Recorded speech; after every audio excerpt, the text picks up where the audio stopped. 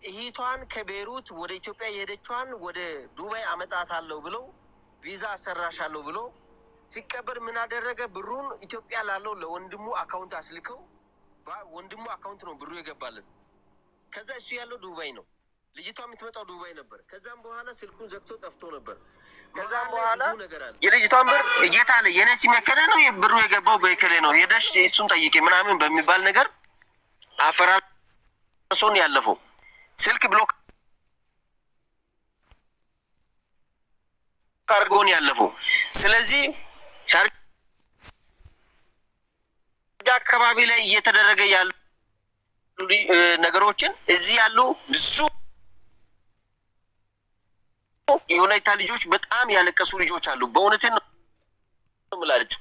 እንደዚህ ከናንተ ጋር ቀርቦ ብዙ ነገሮች ላይ በተለያየ ሚዲያ ላይ ሊቀርቧቸው ይችላሉ፣ ሊያወሩ ይችላሉ። ነገር ግን ሁኔታውንና አግባብ ያለው ነገር ለማውራት እንኳን በጣም ይቸገራሉ።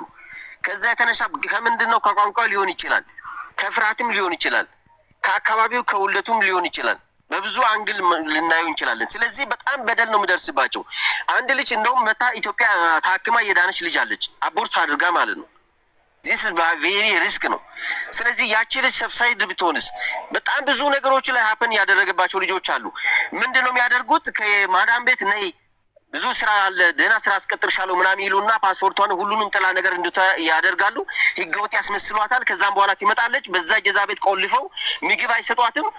ከዚህ በፊት በቅርብ ጊዜ ማለት ነው አንድ ጓደኛችን ነበረ እዛ ዱባይ ላይ ያለው ልጅ፣ በሱ ቤት ልጅቷን ምግብ አስበሏ፣ ምንም አደርግም። እሱ በራሱ ቤት ወስዶ ልጅቷን እያበላ ምን እያለ እንደምንም ተቸግሮ ስራ አስገብቷል። ይሄ ልጅ ራሱ ያደረገው ጥፋት ማለት ነው። ስለዚህ እንደዚህ ያደርገው በደል ያደረሰ ልጅ ነው፣ ከዚህ በላይም ማለት ነው። አሁን እነዚህ የተራቡ ልጆች በራብ ቢሞቱ ቦርሳን እንኳን የልጅቷን ቦርሳ የለም የት ነው ያለው ያንቺ ቦርሳ ብሎ ከልክሏታል። ይሄ ሁሉ